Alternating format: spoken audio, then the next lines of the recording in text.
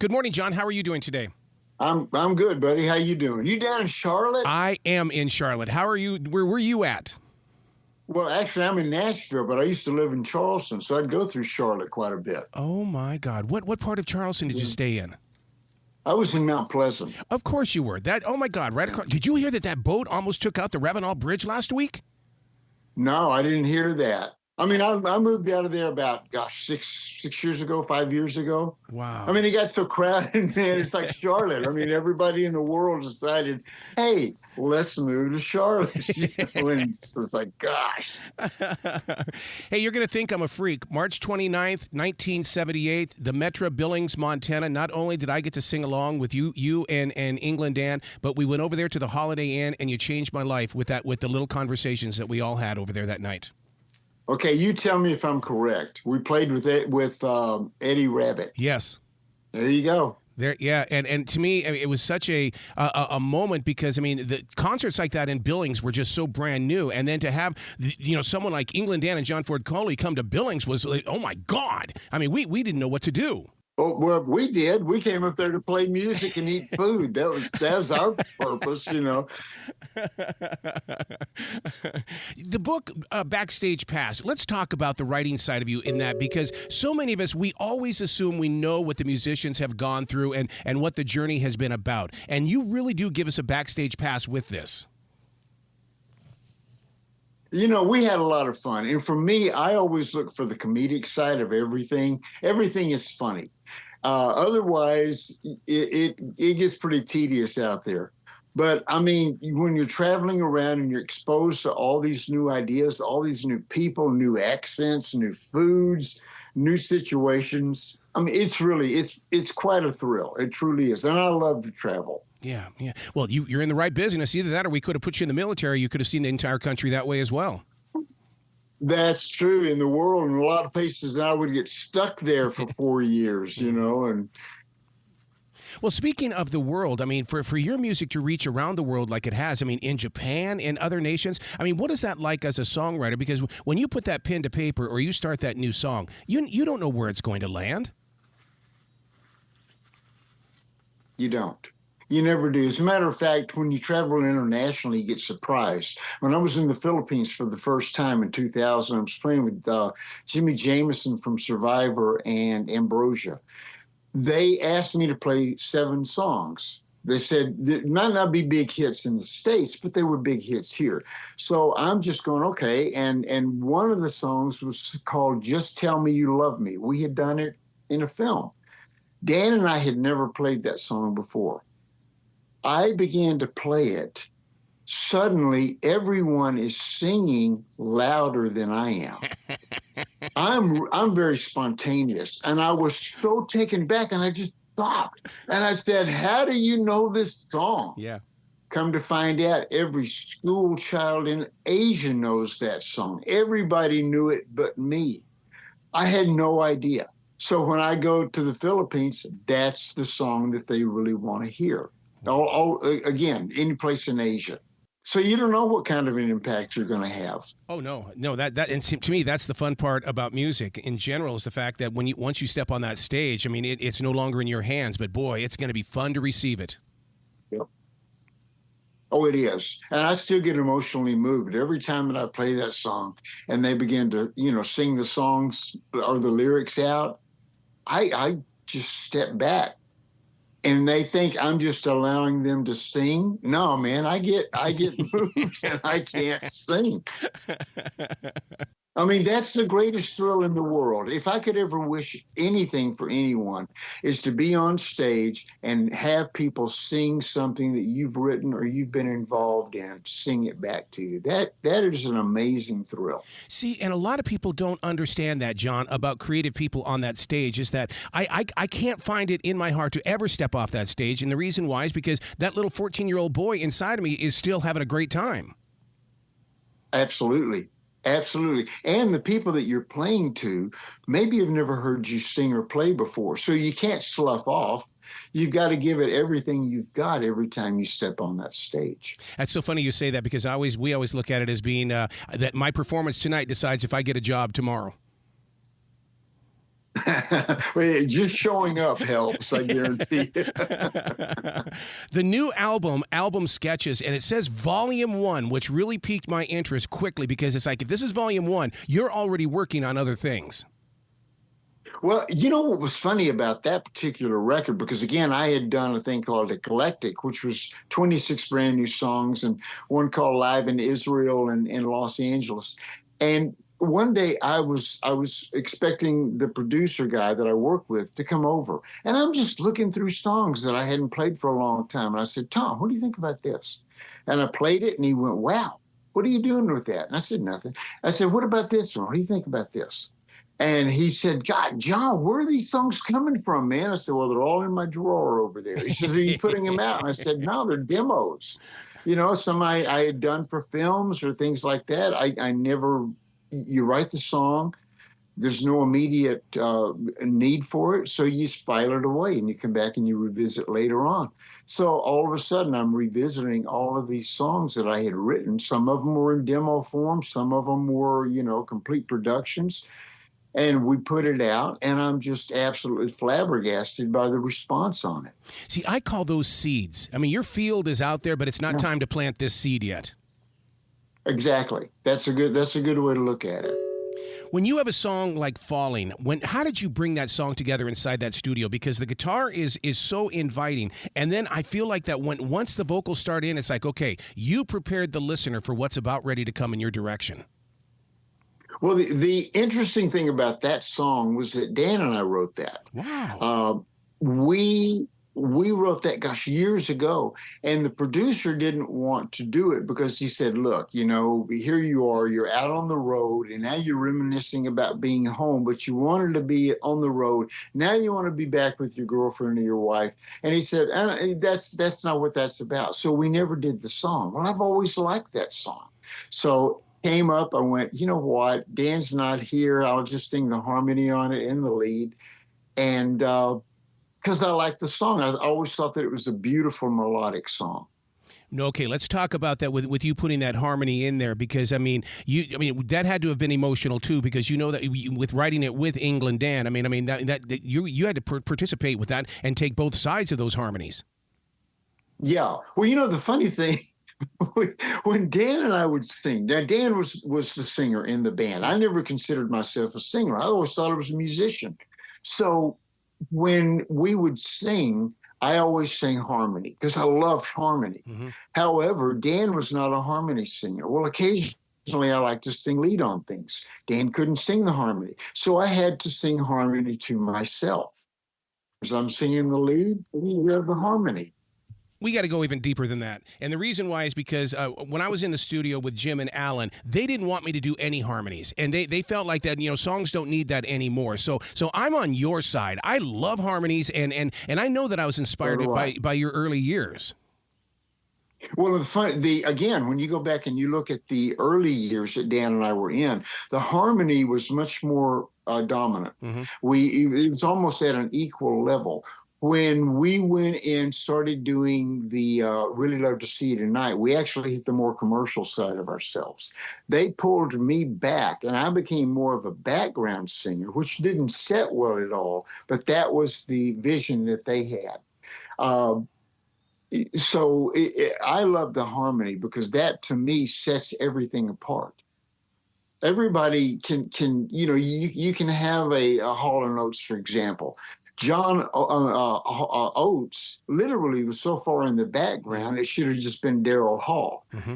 And I said, no, I'm not doing that, man. You know, this is the way that we started this thing. It was a duo, and by God, we're going to keep it that way. So, yeah, that was pretty much the way that direction turned out.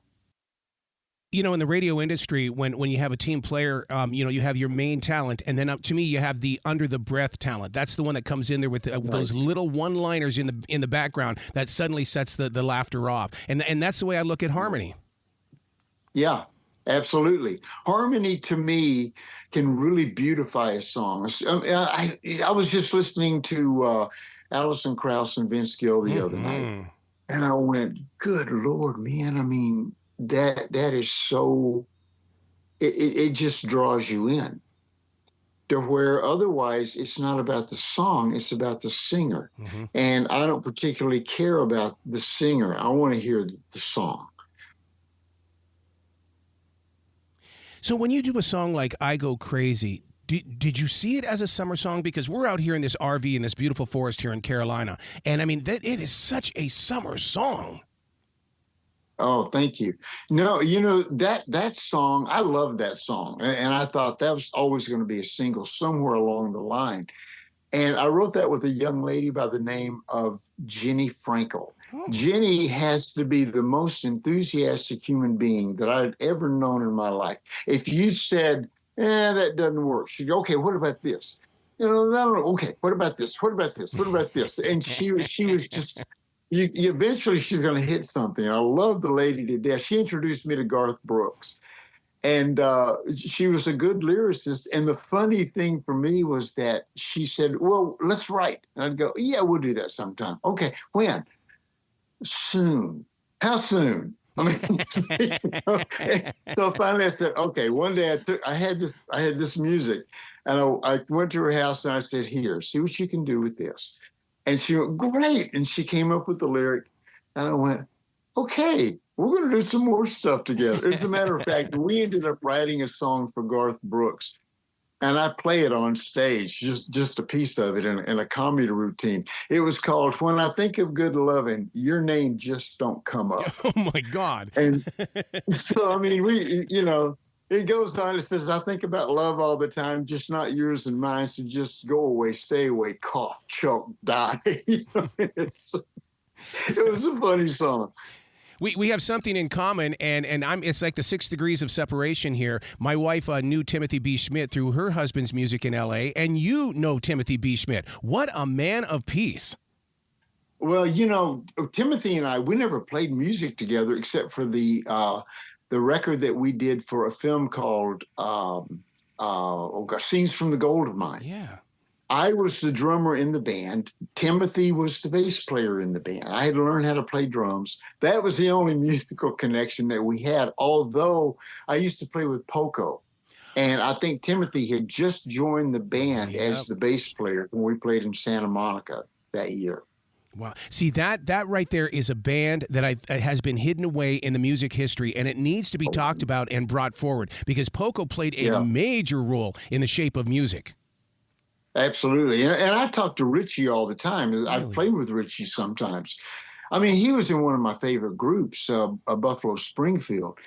And playing all of those songs, playing the Poco songs, because again, we opened for Poco in a band in Texas. Then we opened for them as England Dan and John Ford Coley.